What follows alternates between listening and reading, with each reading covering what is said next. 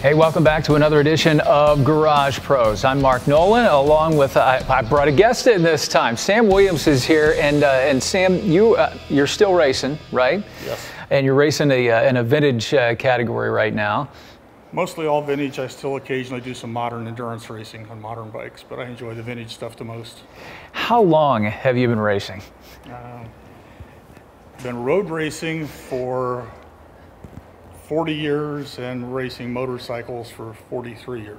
Needless to say, the trophy case is a little bit full. Give me, and I know you can't remember all of them, but tell me about some of the national titles that you've got running on different bikes. We've got several national endurance championships and quite a few regional, tri-state, different organizations. We've got a lot of championships, probably 50 or 60 of those. At least 9 AMA championships and several WERA national championships. Wow! And we were talking a little bit before we went on. You were the first Americans to go to Le Mans. Is that?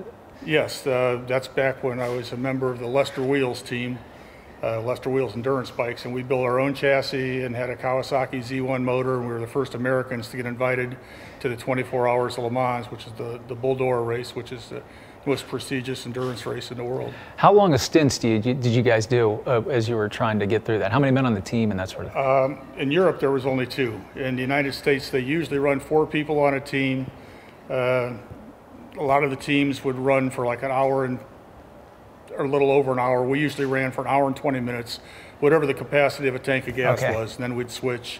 At the nighttime, usually each rider would run double stints, and then single stints in the daytime when it's a little more visibility and you go a little faster.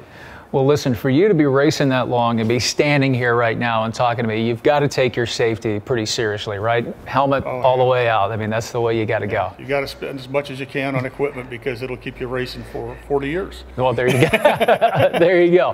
Well, we're talking about helmets today, and I think that's really something that the everyday rider all the way to the guy who's going out on track days or whatever, you really have to, that's got to be your starting piece of safety equipment. And you've got everything from DOT qualifications to Snell and that sort of thing. And you brought a helmet with you. Now, we mentioned before, you've been through, you take your safety pretty seriously. Grab that helmet and give us a look here. This is a Bell product here. And a nice piece to begin with. I mean, all the way from, the way it looks to certainly the way it fits and all the way down. Now, you say there are 2 sides to this helmet. Yeah, unfortunately, I only got to wear this one twice. The first race it won, and we'll say this is the winning side, and then I crashed, which is very unusual for me to crash, but I did it. Wow. And this was the losing side, and I did a high side, went over and landed on my head and my shoulder, probably 110, 120 miles an hour. Holy cow. And, the helmet got the majority of the impact. What happened? Where were you on the track? What were you about to do, or what were you in the middle of doing, or what was going on? It was a new bike, and I was testing it, and we didn't have the suspension set quite right, and I had a huge lead in the race, and I was just kind of having fun going faster than I should have, and got careless. And when you get careless and you aren't paying attention to what you're doing, you end up tearing up your helmet. And and you have to go to your backup stuff here, and that's what we're looking at here. Now, it's pretty chewed up, but this is, a helmet consists of the outer shell and then some of the padding on the inside, more protective padding in there, and then the padding that goes to your head, and of course then your chin strap too. But were you able to just sort of get up and kind of shake it off a little bit? Were your bell rung pretty good? I mean, how did that work out? At first I couldn't believe it had happened to me because I just was really taking it easy, which meant I relaxed, and I shouldn't have relaxed. If it had been a real close race, I probably wouldn't have happened. Yeah. But yeah, I hit my head, and I got up, and I looked around, and I said, how did that happen? Okay. And how hurt am I? And my head was okay. I managed to go ahead and start taking my helmet off. My collarbone didn't come out quite as well as the rest of me. But, boy. It did its job, and that's the whole idea is they only have to work once. Oh, yeah, and worked right. That's it.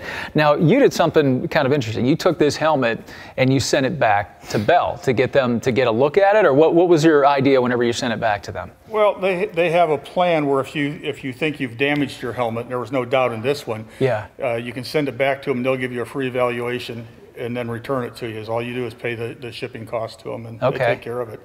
And this one I knew was going to be done for. Right. But they sent it back and recommended that I not use it again, which I'd already decided I wouldn't. But they sent me a nice little certificate that said that you were saved by the bell. I thought that was cute. And clearly you were. Now, Yes. I mean, have you? I'm going to say, in the time that you've raced here, there had to been other times where you crashed, or at least had maybe similar, or have you always just been a guy that kept his head on straight in general? You know. When I was younger and first got into the racing, I had no idea how fast I could go, so I'd go out and pretty much just go until I fell down and then try to back it off a little the next time. Yeah. So the first few years, I was crashing pretty regularly. Yeah. And fortunately, the equipment we had at the time was as good as you could get, but nothing like what they have nowadays. Right. Now, tell me a little bit about the fit of a helmet. Maybe whenever you go to get a helmet fit, what do you do first of all? I mean, you're a professional racer. Are you just going down to the cycle shop on the corner, or do you do something special? You can do it either way. Yeah. The fit is the important thing. You want it to fit very snug. You don't want to be able to grab the helmet and turn the helmet on your head. And when you first get a new helmet, they're going to fit probably what you would think is a little tighter than necessary. Okay. But they do loosen up with wear, so you don't want to buy one that fits comfortably right at the start, because it's going to loosen up. And this particular helmet's got some nice features, quick release visors that you can change the visors real quick, and they even have a photo changing visor for this. It'll actually darken like the photo gray glasses. Yeah. So as the day goes on and it starts getting brighter or lighter, the helmet or the visor will self-adjust. Great for endurance, especially if you're starting, going overnight and the whole thing.